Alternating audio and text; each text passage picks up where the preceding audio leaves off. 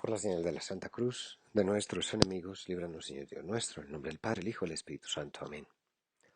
Señor mío y Dios mío, creo firmemente que estás aquí, que me ves, que me oyes. Te adoro con profunda reverencia. Te pido perdón de mis pecados y gracia para hacer con fruto este rato de oración. Madre mía Inmaculada, San José mi Padre y Señor, Ángel de mi guarda, intercede por mí. El Evangelio de la misa de este sábado, antes de Pentecostés, nos dice: en aquel tiempo Pedro, volviéndose, vio que lo seguía el discípulo a quien Jesús amaba, aquel mismo que en la cena se había apoyado en su pecho y le había preguntado: Señor, ¿quién es el que te va a entregar? Pues sí, aquí nos damos cuenta, esta es una parte del Evangelio que parece que no fue escrita por el mismo San Juan, sino que fue escrita por un discípulo o por alguien con el mismo, eh, un discípulo del discípulo de Juan, un discípulo de Juan, no San Juan, por lo que viene. Pues porque empieza a decir, y le dice, al verlo, le dijo Pedro a Jesús: Señor, ¿y este qué? Jesús le contesta: Señor, si quiero que este se quede hasta que yo venga, ¿a ti qué? Tú sígueme. Entonces empezó a correr entre los hermanos el rumor de que el discípulo moriría. Pero Jesús no le dijo que no moriría, sino: si quiero que este se quede, ¿a ti qué? Y sabemos que, pues, San Juan, pues, no, mejor dicho, fue llevado a sufrir martirio. Lo metieron en una olla de aceite hirviendo y no murió. Entonces quizás, pues, los discípulos empezaron a pensar esto, que no iba a morir nunca, pero sin embargo después sí murió. Entonces por eso, pues, está este adicional. Pero quería quedarme con el Evangelio.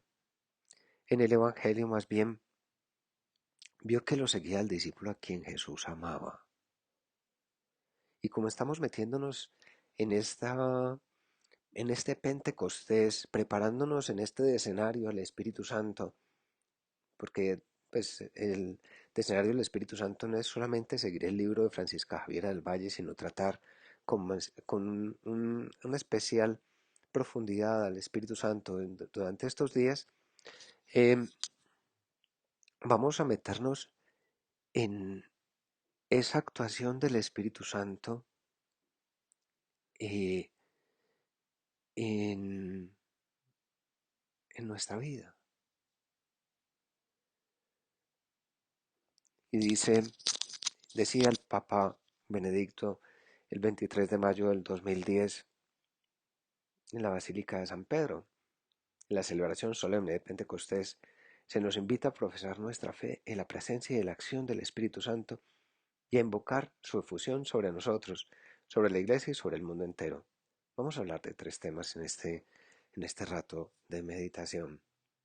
Pedir, eh, en segundo lugar, eh, pues, mirar la prudencia que se debe tener en las relaciones de Iglesia-Estado o con el Estado. Y en tercer lugar, eh, el acudir más al Espíritu Santo para que nos ayude a transformarnos todo, totalmente.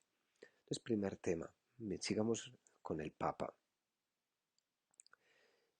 Hagamos nuestra y con especial intensidad la invocación de la Iglesia. Veni Sancti Spiritus, ven Espíritu Santo. Una invocación muy sencilla e inmediata, pero a la vez extraordinariamente fecunda, que brota ante todo el corazón de Cristo.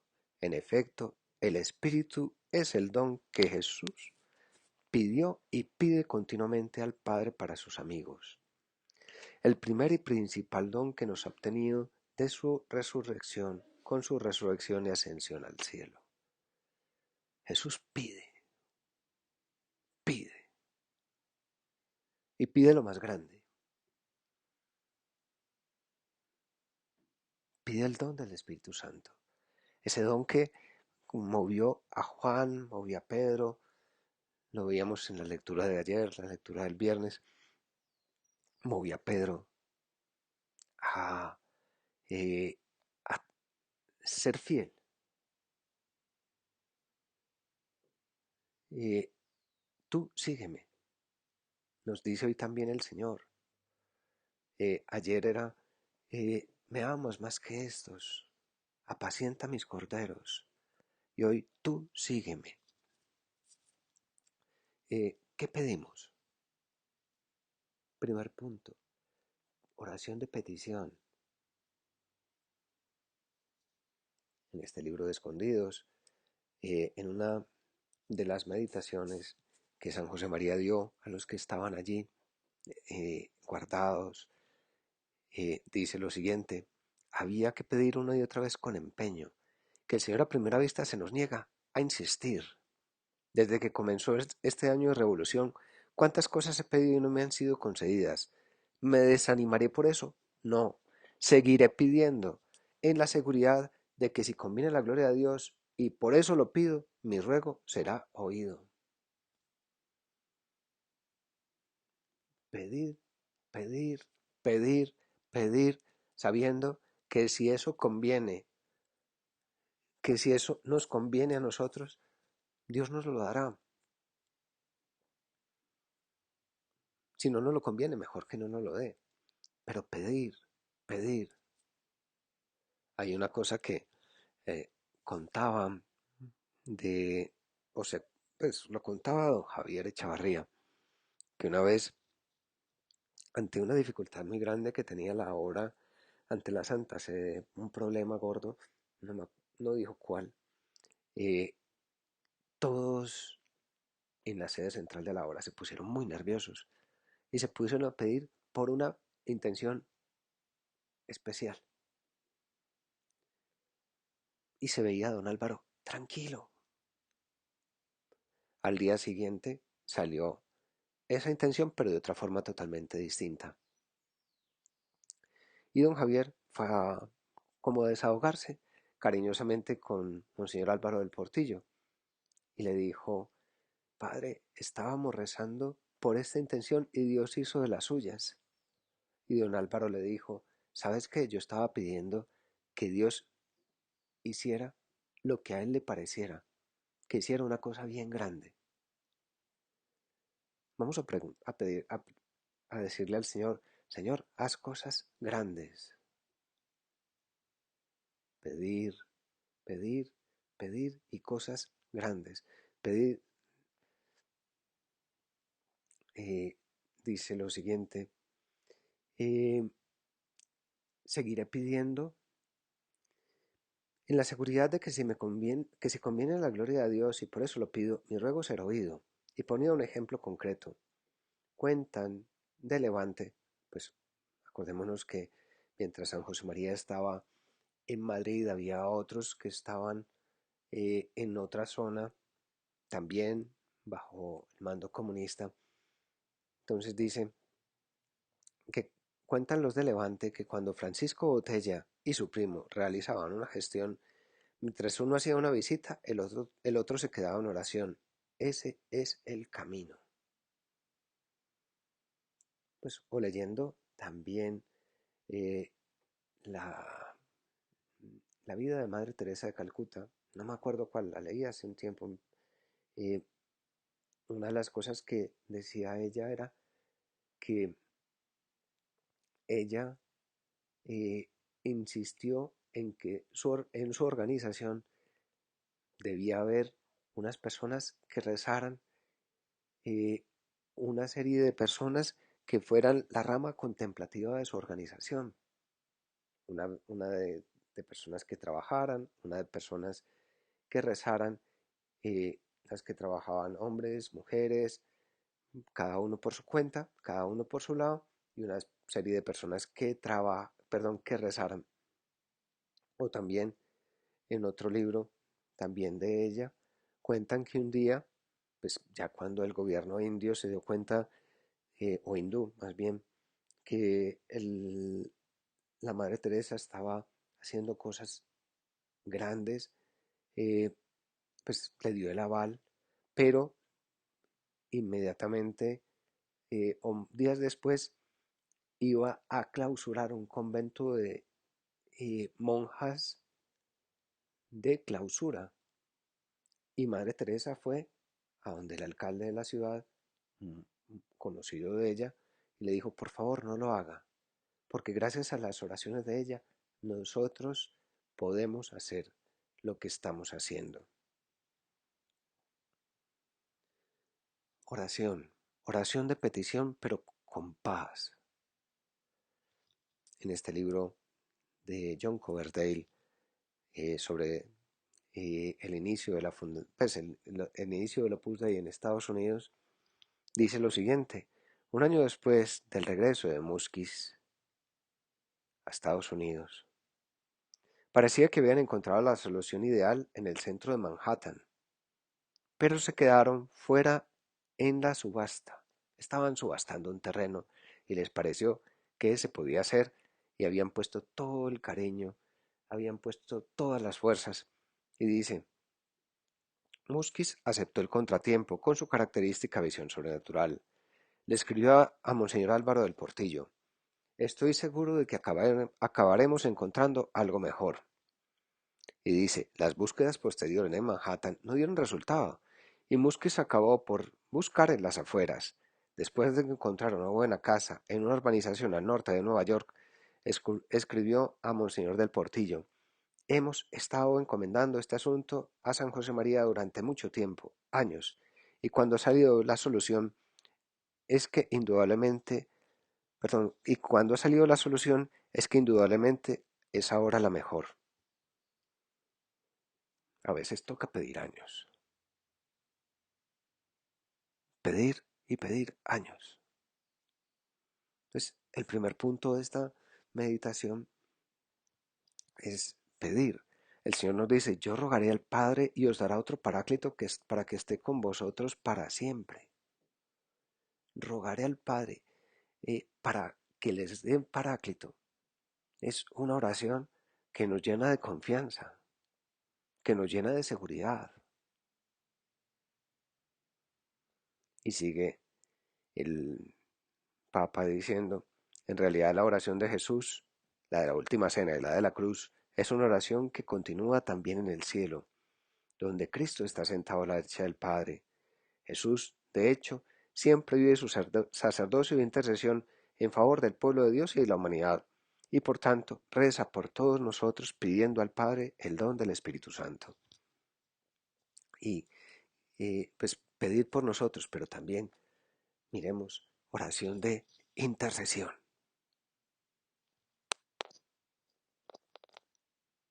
Oración de intercesión.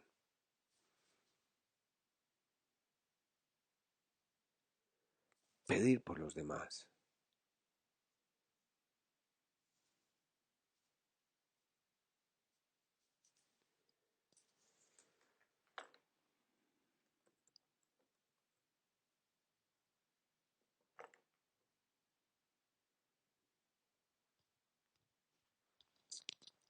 Dice el Papa Francisco en Gaudete et Exsultate: la súplica de intercesión tiene un valor particular porque es un acto de confianza en Dios y al mismo tiempo una expresión de amor al prójimo. Algunos, por prejuicios espiritualistas, creen que la adoración debe ser pura contemplación de Dios, sin distracciones, como si los nombres y los rostros de los hermanos fueran una perturbación a evitar. Al contrario, la realidad es que la oración será más agradable a Dios y más santificadora si en ella, por la intercesión, intentamos vivir el doble mandamiento que nos dejó Jesús. La intercesión expresa el compromiso fraterno con los otros cuando en ella somos capaces de incorporar la vida de los demás, sus angustias más perturbadoras y sus mejores sueños. Yo pediré al Padre y os dará otro paráclito para que esté con vosotros eternamente, Pero, pues, digamos que Jesús eh, iba hablando a cada uno. Pues me imagino que mientras estaba diciendo esto, yo rogaré al Padre y os dará, y les dará. E iba mirando primero a Pedro, a Juan, a Santiago, a Simón, a Judas Tadeo, no a Judas Iscariote, porque ya Judas Iscariote no estaba. Lástima. Pero esa oración de intercesión, Jesús no vino a salvarse a sí mismo, Jesús vino a salvarnos, vino a interceder ante Dios por nosotros.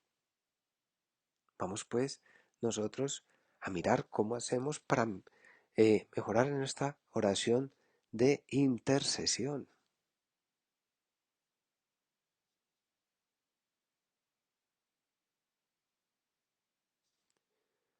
Intercesión, qué importante.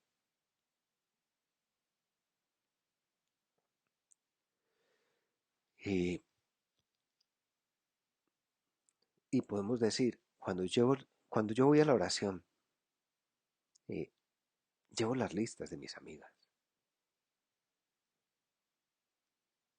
Estoy diciéndole al Señor, Señor, te pido por la salud de el papá de este amigo mío que en este momento está en- a punto de entrar a un quirófano, o que acabo de salir del quirófano, o la salud de fulanita de tal.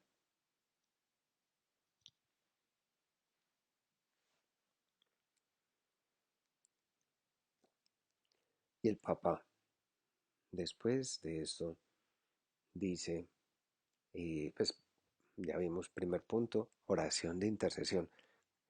Eh, Dice, ¿y qué produce esta nueva y potente autocomunicación de Dios? Ese don de Dios, ese regalo de Dios. Y dice, donde hay laceraciones y divisiones, se crea la unidad y la comprensión.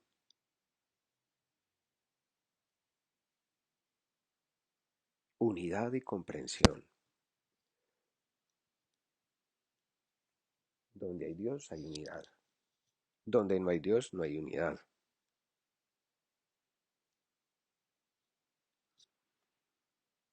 Y dice, la unidad es el signo del reconocimiento, la tarjeta de visita de la Iglesia a lo largo de su historia universal. Desde el principio, el día de Pentecostés habla todas las lenguas. La Iglesia universal precede a las iglesias particulares, y éstas deben conformarse siempre a ella, según el criterio de unidad y de universalidad. La Iglesia nunca llega a ser prisionera de fronteras políticas, raciales, culturales. No se puede confundir con los estados, ni tampoco con las federaciones de estados, porque su unidad es de otro tipo, aspira a cruzar las fronteras. En este libro que escribió don Mariano Fazio, hablando de San Juan 23, hay unas frases que valen la pena. Dice don Mariano Fazio, el 13 de agosto de 1961, en su diario, reflexiona, Juan 23, sobre el ejercicio de la prudencia del Papa y de los obispos. Son palabras dignas de ser recordadas por todos los obispos del mundo. Solo por este texto, en nuestra humilde opinión, Juan 23 merece pasar a la historia. Lo citamos por completo porque vale la pena. Dos puntos, comillas. Fe, esperanza y caridad son las estrellas de la gloria episcopal. El Papa, como cabeza y ejemplo, y los obispos, todos los obispos de la Iglesia con él. La tarea sublime, santa y divina del Papa en toda la Iglesia y la de los obispos en cada diócesis es predicar el Evangelio, llevar a los hombres a la salvación eterna, con la cautela de procurar que ninguna otra preocupación terrena impida, entorpezca o perturbe este primer ministerio. Los entorpecimientos pueden venir sobre todo de las opiniones humanas en materia política, que se dividen y oponen en una variedad de pensar y de sentir. El Evangelio se alza por encima de las opiniones y de los partidos, que agitan y zarandean a la sociedad y a la humanidad entera. El Papa lo lee y comenta con los obispos. Uno y otros no como participantes en cualquier género de intereses mundanos, sino como hombres que viven en esa ciudad de paz, imperturbada y feliz, de donde desciende la regla divina, de donde puede dirigir la ciudad terrestre y el mundo entero. De hecho, es lo que los hombres sensatos esperan de la Iglesia, y no otra cosa. La buena conciencia sobre mi conducta de nuevo Papa durante estos 3 años me tranquiliza y pido al Señor que me ayude siempre a mantenerme fiel en el camino emprendido. Es muy importante insistir a los obispos que todos hagan lo mismo y que el ejemplo del Papa sea escuela y aliento para todos. Los obispos se encuentran más expuestos a la tentación de entrometerse más de lo conveniente y por eso necesitan, más que el Papa, que se les recuerde que se abstengan de tomar parte en cualquier política y controversia y de declararse por una u otra facción. Predicar a todos igualmente y de modo general la justicia, la caridad, la humildad, la mansedumbre, la dulzura y las demás virtudes evangélicas, defendiendo con gallardía los derechos de la Iglesia donde se vieran violados o comprometidos. Predicar a unos y a otros la justicia, la caridad, la humildad, la mansedumbre, la dulzura. Para eso está la Iglesia.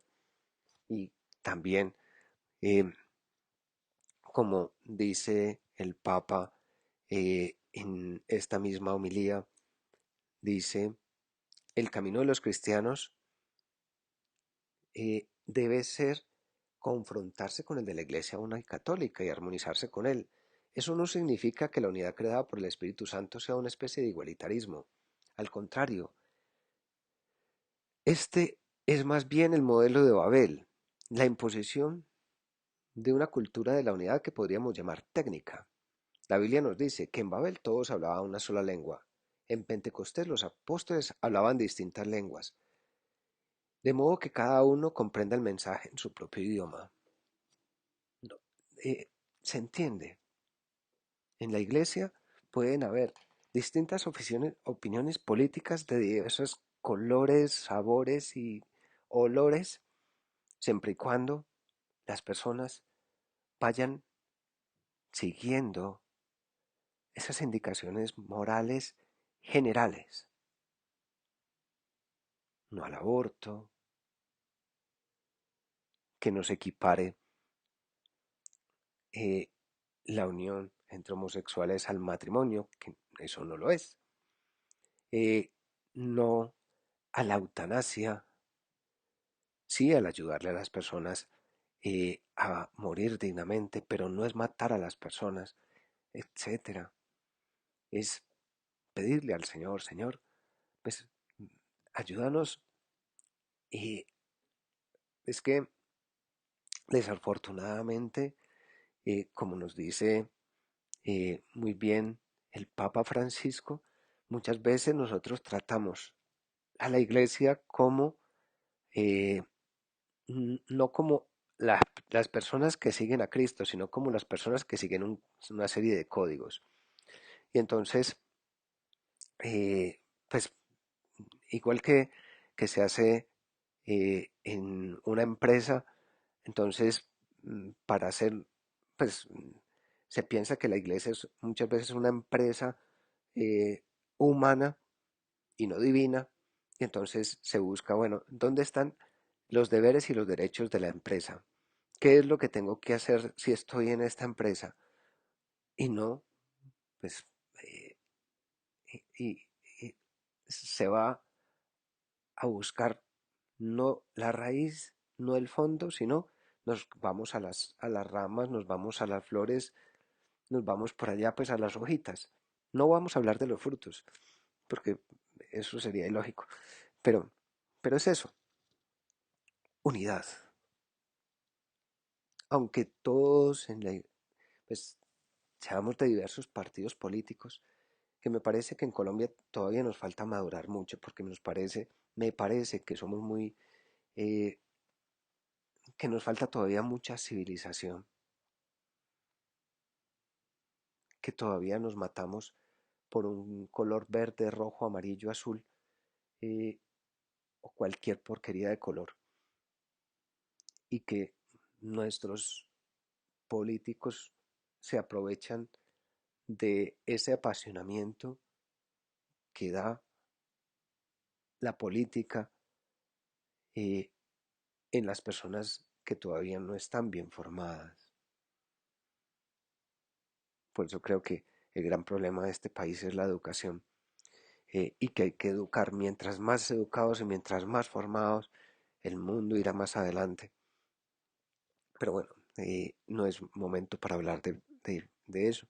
Lo que sí es eh, pedirle al Señor, Señor, métete en nosotros y ayúdanos a que en la iglesia los obispos y los sacerdotes vayamos hablando y todos vayamos hablando la misma lengua, o dejemos que todos hablen diferentes lenguas y que todos sigamos eh, ayudando a la gente a acercarse a Dios. Predicar a todos igualmente de modo general la justicia, la caridad, la humildad, la mansedumbre, la dulzura y las demás virtudes evangélicas.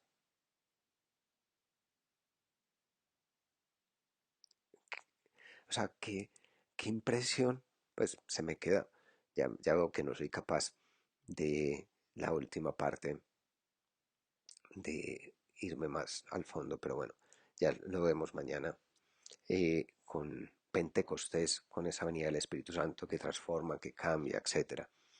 Eh, pero esta misión, dice, la tarea santa y sublime del Papa en toda la Iglesia y de los obispos en cada diócesis es predicar el Evangelio, llevar a los hombres la salvación eterna,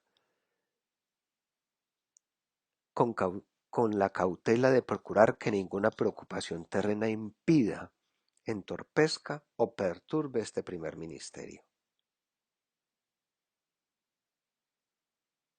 Si se da educación, si la Iglesia ofrece algo de educación, sin mezclas de ideologías de ningún tipo,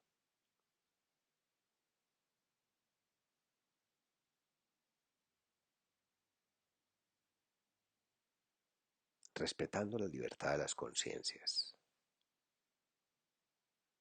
Y eso no quiere decir no hablar de Jesucristo, no.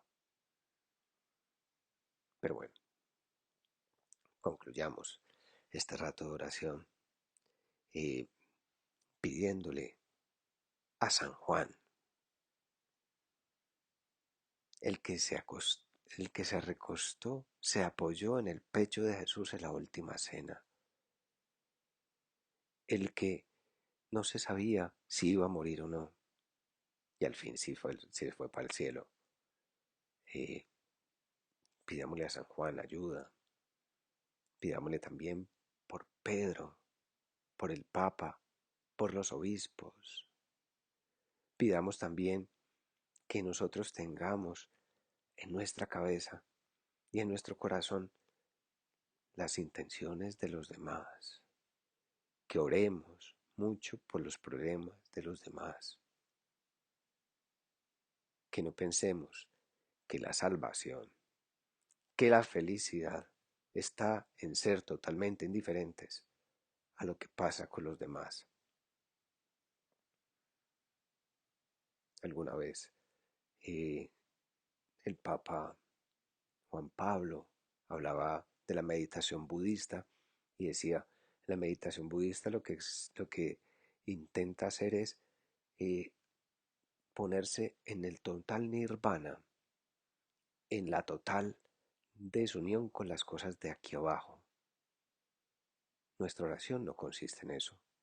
Somos sacerdotes, sacerdotes que llevan las preocupaciones, los sufrimientos y las alegrías de todos nuestros hermanos y las presentan a Dios Padre, como lo hiciste, Madre nuestra, y como nos estás enseñando a cada uno de nosotros.